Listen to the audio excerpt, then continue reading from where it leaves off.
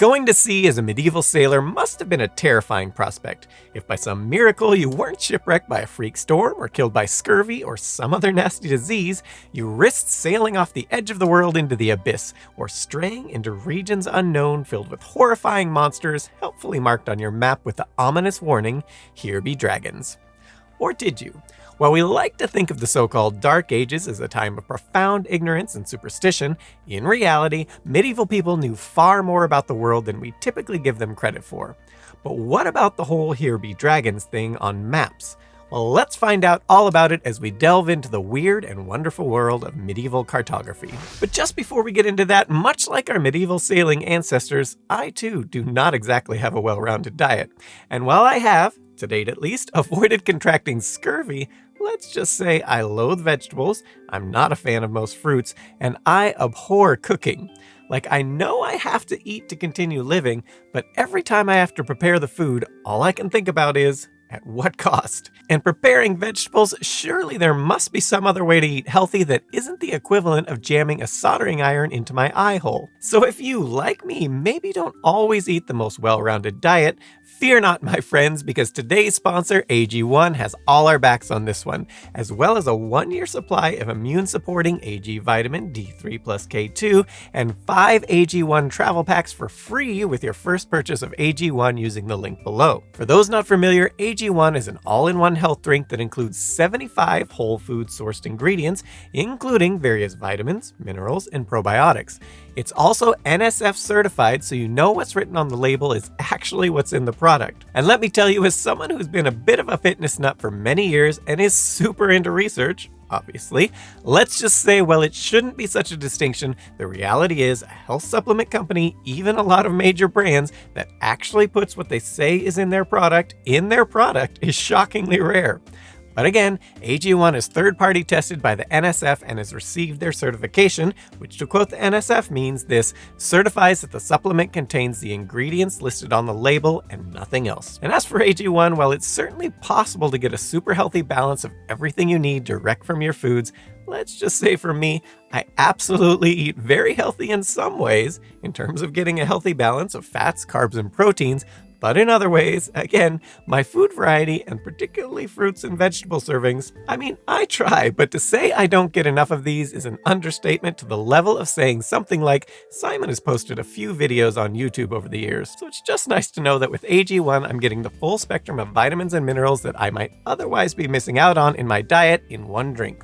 And given I also work out a lot, it's extra helpful there to make sure I'm getting all my micronutrients to support my efforts on that front, all in a nice comprehensive nutritional supplement good for the body, brain, and gut health. So if AG1 sounds interesting to you, head over to drinkag1.com/brainfood or click our link in the description to get a 1-year supply of immune-supporting AG vitamin D3 plus K2 and 5 AG1 travel packs for free with your first purchase of AG1. Now let's dive into the weird and wonderful world of medieval cartography, shall we?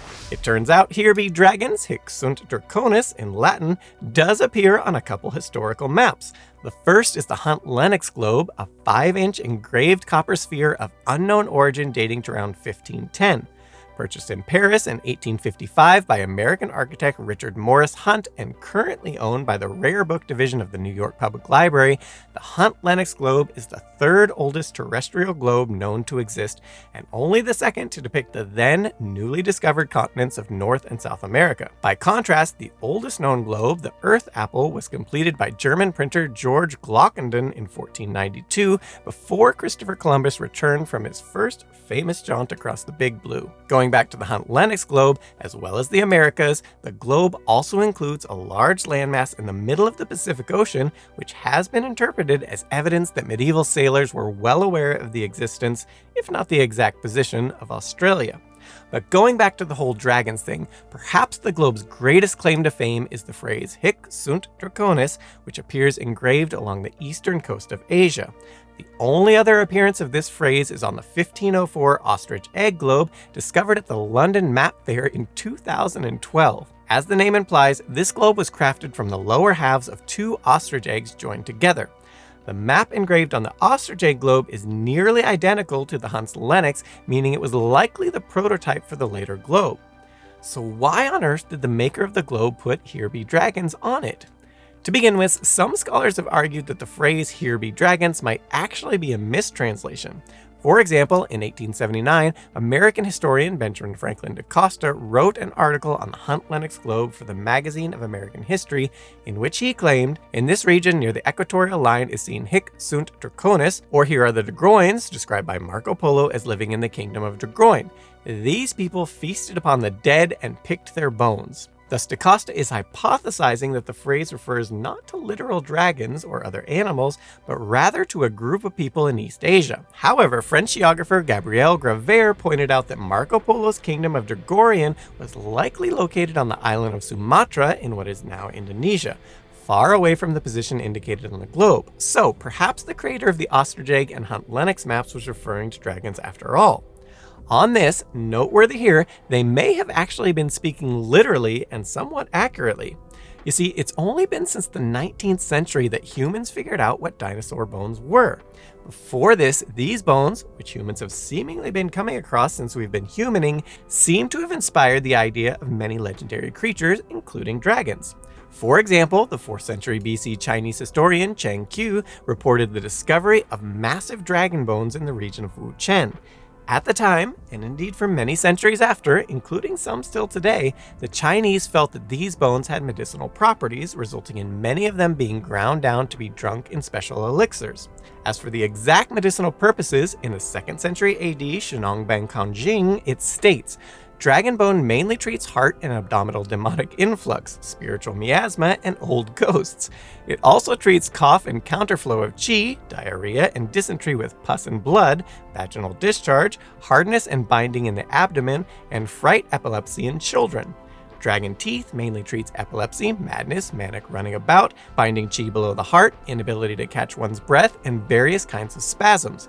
It kills spiritual disruptors. Protracted taking may take the body light, enabling one to communicate with the spirit light, and lengthens one's lifespan." While fossilized bones may not actually make such an effective cure-all, all things considered, the classic depictions of dragons and our modern understanding of what certain dinosaurs look like are actually in the ballpark of accurate. Thus, it's always possible that the "Here be dragons" things may have been referring to such dinosaur remains people had found around the location, and just assume there were probably living dragons still around somewhere given the remains. More on that in a bit.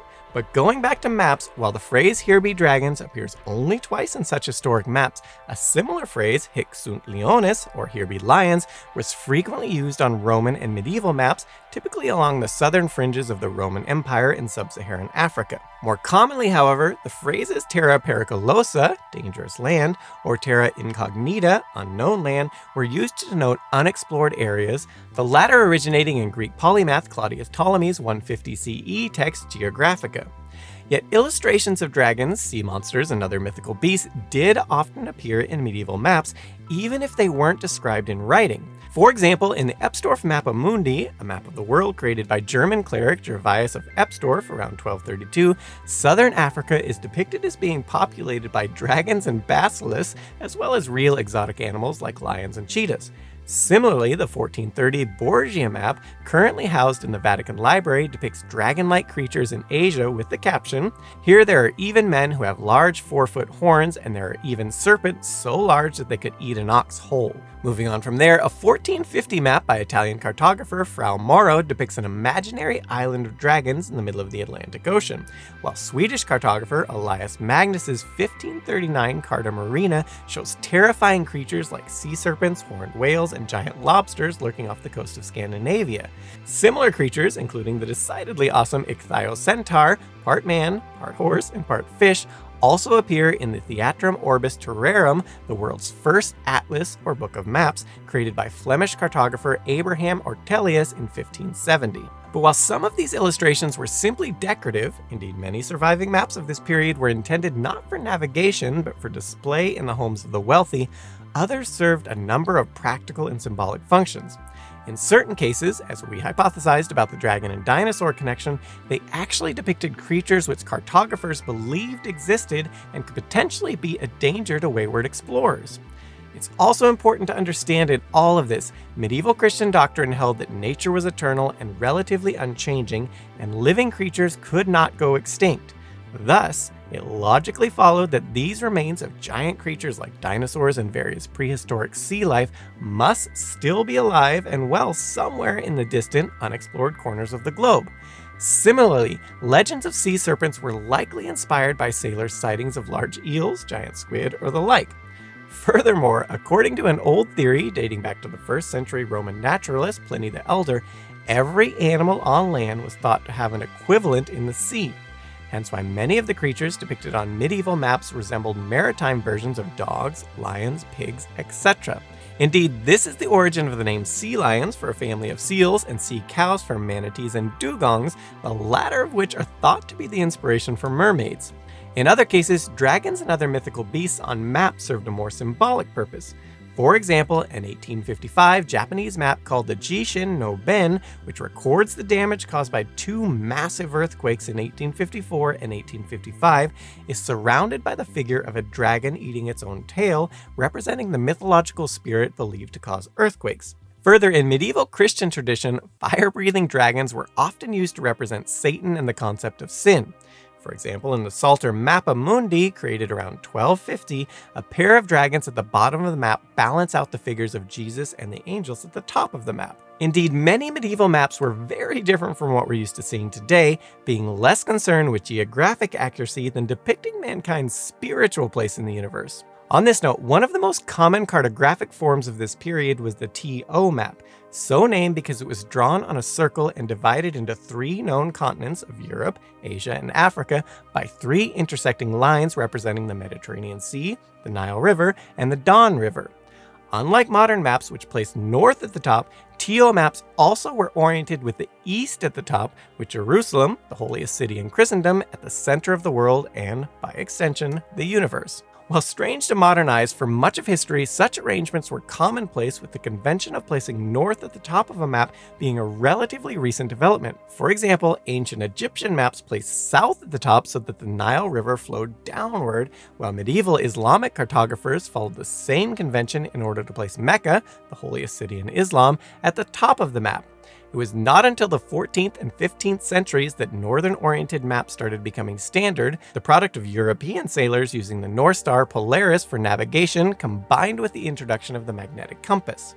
And as explorers began venturing even further into the unknown and global transoceanic trade expanded, maps began to evolve from whimsical decorations and depictions of divinely ordered universe into more accurate, practical tools suited for long-range navigation. Among the first such practical maps were the so-called Portolan maps developed in Spain and Italy in the early 14th century. While not always oriented with north at the top, these maps did include a prominent compass rose for orientation, as well as lines of latitude and longitude, wind lines, and other information useful to maritime navigators. And while illustrations of dragons and sea monsters became rarer as time went on, for a time, these figures were used to indicate areas with rich fishing or whaling grounds. For example, German cartographer Martin Waldseemüller's 1516 Carta Marina features the figure of King Manuel of Portugal riding a sea monster off the southern tip of Africa, symbolizing Portugal's dominance over oceanic trade routes. But while the reasons for medieval cartographers including mythical beasts in their work are not always clear, one thing is certain: they did not believe the Earth was flat. Contrary to popular belief, medieval people were well aware that the Earth was a globe, this fact having been common knowledge since antiquity. Indeed, around 240 BC, the Greek polymath Eratosthenes succeeded in measuring the circumference of the Earth with an astonishing degree of accuracy. Eratosthenes' method was based on the observation that every year on the summer solstice at noon, the sun could be seen reflected at the bottom of a water well in Syene, modern-day Aswan in Egypt. Assuming that the rays of the light from the sun were parallel, this meant that the sun was directly above the well, allowing a line to be drawn from the sun to the center of the earth. Next, Eratosthenes planted a stick in the ground in Alexandria, and at noon on the summer solstice measured the shadow it cast, giving him the angle between Alexandria and Syene. He then simply multiplied the distance between Alexandria and Syene, measured as 5,000 stadia or around 785 kilometers, by 50 to yield a circumference of 250,000 stadia or 39,250 kilometers, only 2% off from the modern figure. However, over the centuries, the work of Eratosthenes and others was constantly reinterpreted, such that by the 15th century, the commonly accepted circumference of the Earth was 25% smaller than its actual value. It was this error, and not the supposedly heretical belief that the Earth was round, that led Christopher Columbus to launch his 1492 expedition and accidentally bump into the so-called New World. But in the end, while fanciful beasts have long since disappeared from all but the most decorative maps, and the specific phrase, "here be dragons," likewise only existed in a couple historic maps and in modern-day board and video games, we should mention it lives on in the field of computer programming, where it is sometimes used to indicate particularly complex or confusing sections of code that just work for relatively unknown reasons, and thus are best left undisturbed. They were also sometimes used as political symbols. For example, German cartographer Martin Waldseemüller, oh wow. Similar creatures, including the decidedly awesome Ichthyocentaur, part man, part fish, part horse, also appears in Theatrum Orbis,